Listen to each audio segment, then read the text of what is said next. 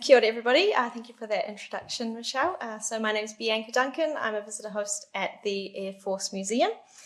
Just a little bit about me, I grew up in a small town in the North Island called Katikati, and I've always loved learning, and as I've gotten older I've been able to combine learning with travel, which has been extremely fulfilling.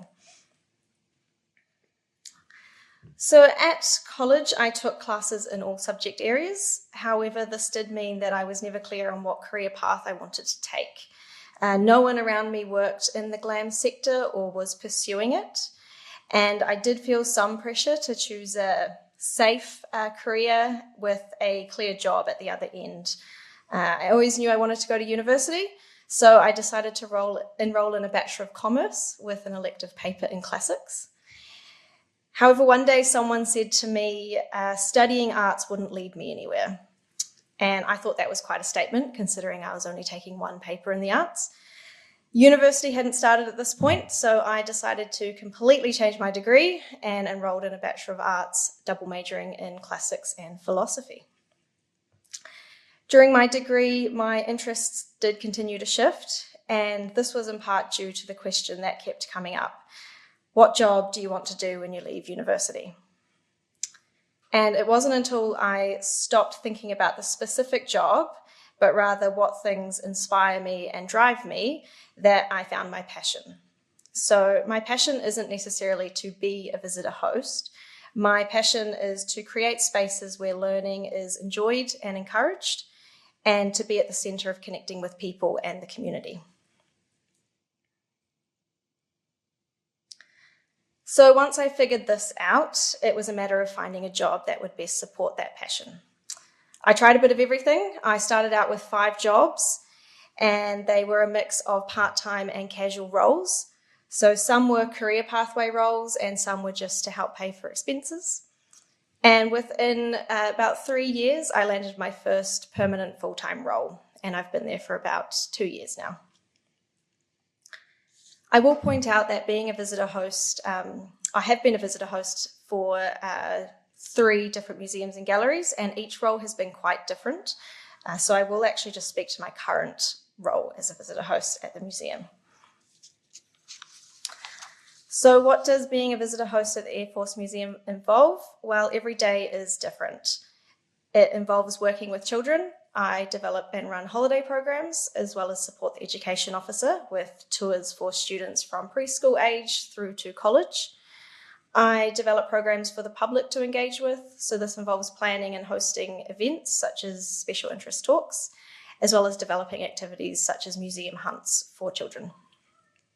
I support the museum in large events like our annual Anzac Day service, as well as open days and exhibition openings. The role also involves volunteer management, so I work closely with over 40 volunteer guides to help deliver tours for our visitors, as well as groups from overseas.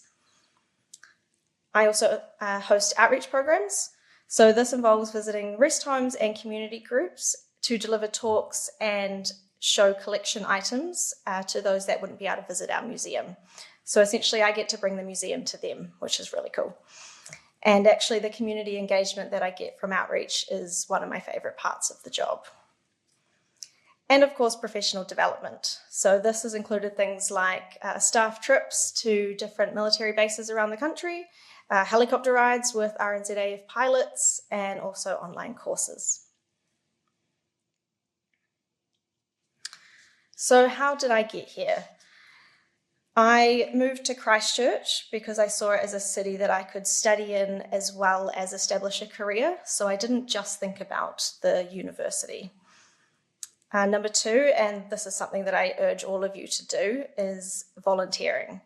So I got involved in a lot of volunteering while I was studying, and I think this is one of the most important things I could have done, especially considering internships and job experience in the arts is quite hard to come by, and I imagine it still is.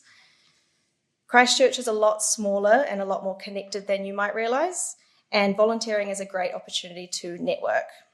So I was able to connect with professionals, but also young people that were in the same position as me, that came with their own experiences. I was able to take on roles to better understand my strengths, but also areas that I needed to work on. And it was actually through all these opportunities that I saw how people engaged and responded to the art world, and I realised that I wanted to be a part of that. It was also through volunteering and unpaid internships that I connected with the Teece Museum, the Christchurch Art Gallery, and Pepper Stationery, and all of those roles eventually led to paid work. I did a summer internship. So anyone looking at studying at UC, there is a paper called PACE, and I do encourage you to look into that one. And finally, mentors. So I've been fortunate enough to work alongside professionals who are passionate about providing opportunities for young people to learn, extend themselves, and gain experience. And for me, there have been two key individuals, one of whom is here today. I won't mention you by name, Terry. But in all seriousness, working alongside and learning from people who want you to succeed is really encouraging, and I'm really appreciative of it. So reflecting on my career, starting out in the working world can be a little scattered and not very clear at times. But if you identify what drives you and you continue to seek out opportunities, regardless of the scale, duration, or if they're paid opportunities, you will succeed and you will have fun doing it. And I also encourage you to regularly step out of your comfort zone. Public speaking makes me quite nervous, but it's a big part of my job.